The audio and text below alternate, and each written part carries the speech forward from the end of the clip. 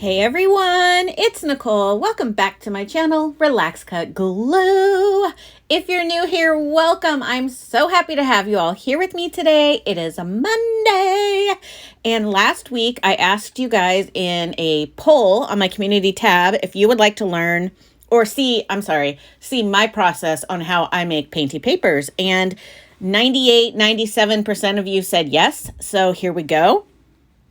I start off with a piece of white paper. I was using computer paper from the Dollar Tree, so it was really thin. Right now I'm using a piece of white cardstock, and it's just, cheap cardstock from the craft store, nothing fancy. You can use whatever you want. You can use book pages, magazine pages, cardstock, scrapbook paper, whatever you want to use, you can do. You can use to do this. So all I'm doing is taking some cheap paints that I have, and I'm using one of the scraper tools that came with that set that I just did a giveaway on from Dollar Tree. It's actually cake decorating set, and I use one of the squeegee type things to smooth down my materials when I'm collaging and glue booking, and then the other two I use for paint. So this is a trust the process kind of situation here. It does look a little muddy-ish right now, but it will look better in the end. It's also a little dark right now when I'm filming this, so it's kind of hard to tell what's happening. Also, some of the paints I'm using are a metallic paint, so they look different in person than they do on camera. So I tend to go for colors both in my paints and in my markers. I go with like a bright pink, a purple, a teal, a lime green, a yellow, and then alternates would be like orange. I think I said purple, but that's an alternate color for me. And then I also use black and white. So the first step is I just add paints randomly and I scrape it over the top. Now I'm scraping mine fairly thin. That's why some of it's transparent. That's because I don't want big blobs and chunks because I tend to glue things on top of these. So I kind of scrape mine rather thin. You can leave it more blobby if you'd like. In between the process, I dry the page just so my paints don't blend together too much. If I'm doing this outside on a nice day, like I did with the glue crew, I just lay them out on my table and the sun dries them, and I just keep adding paint, setting one aside, grabbing one that's already dry, adding more paint on top. But because I'm indoors right now, I'm using my drying tool. So I'm also drying the back because that helps dry the paper. So this looks super muddy on camera. In person, it's not that muddy. So now I'm going to be using a stencil. This was like a stencil I found on clearance at Hobby Lobby one time for like 75 cents. And I'm just using an ink pad because I want it to be super, super faint in the background. I want it to be renting, not owning. I don't know. That was a weird analogy. Why is this person driving backwards down my street? This is the second time I've filmed in the last week where somebody is driving backwards down my street. What in the world? Okay, back to the thing at hand here. So I added just an ink pad over the top here just so I could have more ink to keep spreading around. Listen, there's no rhyme or reason. So, yep, I added some pink and I added some teal. And now I'm going in with my markers. Now this to me is where the magic starts to happen. Now I'm using alcohol markers. You can use whatever you want. These are just the Ohuhu markers. They come in a big set. There's all different kinds of brands that are just like this. They're just named differently. It's just an alcohol marker, like a Sharpie. You can use whatever kind of marker you want. I just like to use alcohol markers. I feel like they're very vibrant and they're permanent, and that's just what I'm using. So I go through with the same colors: pink, teal, lime green, bright yellow. Red is another color I use, but not as much. I only use a little bit of red, orange, purple. And I go through and I'm just going over around the edges where there's any white space. And then I also go over some of the paint that's more dull as it dried. So if there's like some pink that's dull, I'll go over it with my pink marker.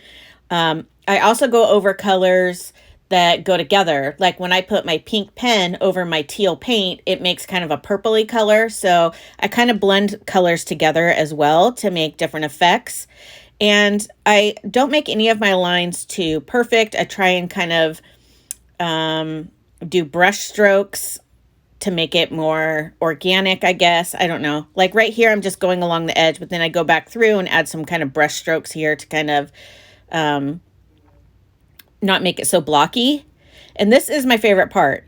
And this is where I just have a movie on and I'm just coloring and adding more color. And like I said, I just keep rotating the paper. And so I'll use a little bit of a pen, put it away, grab another pen. You know what I mean? I don't do like all the pink parts at once. I don't, or any color at once. So you'll see the kind of process here that I'm doing. I just keep rotating my paper, adding more color where I feel like it needs it. If something is dull, I add more marker over the top of it. And this, like I said, is my favorite part because this is where everything gets very vibrant and bright, in my opinion. And the paints, like I said, I was using were nothing special. Most of the bottles were like 99-cent bottles. Some of them were the Artist Loft paints that you can get for just a couple bucks. I've had them for a long time, so they're nothing fancy. You could use paint from the Dollar Tree, whatever you want to use. Like, I don't know what I was doing right there, but here's the thing. If you don't like something, just wait for it to dry and you can go back over it. In a minute here, I'm going to be using Posca paint pens. They are an acrylic paint marker and I use them in black and white. Here I go right here. If I don't like something once it dries, I can go over it with my alcohol marker to kind of dull it back a little bit, or I can just go over it all together with with the paint. So if you mess up, don't worry, just let things dry and you can go back over it. There's been several times where I didn't like something once it was done, and so once it dried, I go back over and kind of make things look a little bit better. So at this point, I'm just adding all kinds of like organic shapes. I add a little bit of like graffiti, if you will. And you can make these as busy or not as you wish.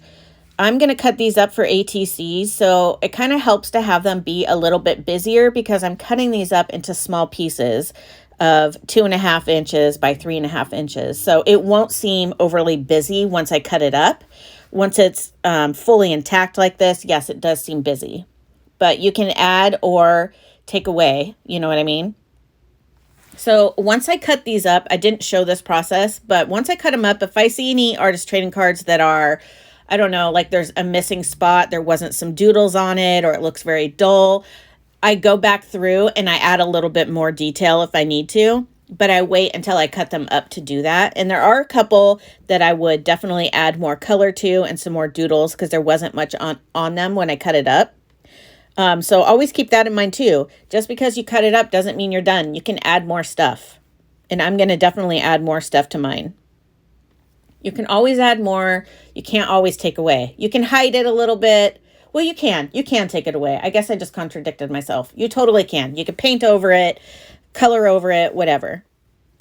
So one of the main things that I do when I'm adding my black and my white Posca pen, like I'm doing right here, is once I add the black, I will go over it with white and add like little white polka dots. It just really helps everything to pop. So I kind of go through with all my color first, and then I do the paint pens. You can also use stamps. I make my own handmade stamps. I love to use my stamps in this kind of stuff. I didn't today, but I can totally show you guys that and how I made my stamps if that's something you're interested in. I do believe I have an older video where I do show that, but obviously it's been a while, so I can redo one. But yeah, I love using my stamps. And you can use your stamps with paint. You can use them with ink. I use mine with an ink pad, but you can totally make them for paint as well. And then doodle around whatever you stamped. You can do that as well. Or just cling stamps, rubber stamps, whatever. You use whatever you want. You could, another cool thing to do is once you've stamped, or I'm sorry, once you've cut up your papers into whatever you want it to be, tags, postcards, artist trading cards, pockets for journals, like whatever you want, belly bands, bookmarks. I mean, these could be turned into a million different things. I could keep going. Twinchies, papers in your journal, papers in your glue book, whatever. You can go back through and then stamp on them then too, if you'd like. So this is just kind of like the starting point. And then once I cut it up, I can add more. And when I cut my ATCs up, I always go around them with ink, and that really kind of brings them all together. I will add more color in spaces if I need to. That's where you can add your stamping if you want, that sort of thing. So here I went around these white polka dots here, but my hand was really shaky because I'm not going to lie, I've had about a pot of coffee. I don't know what I was thinking. So now I'm going to go back through once those dry, and I'm going to add the white dots back in. Now I'm going in with a little bit of ink. I've used this lots in the past in my videos. This is the Dr. Martens Gold Iridescent ink, and I'm just kind of tapping it with a metal straw. This is a straw I use to blow the ink around my page as well. So at first I was going to drop it and then blow the ink around, but then I decided I liked my little droplets, and some of the bigger droplets I decided to blow with a straw to kind of make them more stringy. And then here's where I'm going back through and adding more of the white so it pops a little bit more. So just keep drying and adding, drying and adding. It makes it so much fun, and you can just make it how you want it. So here's where I decided to stop. I'm showing you kind of in the light. You can see it a little bit more in that metallic. I'm going to cut them up now, and then I will show you what they look like when they're all cut up. And like I said, I will, once I decide to use these, I will jazz them up even more. But I really like the way they turned out. So here they are. Let me know if you have any questions in the comments down below. I'd be happy to answer them. I hope you guys have a fabulous week. Have a great day. Don't forget to drink your water, and I will see you guys tomorrow. Bye, friends.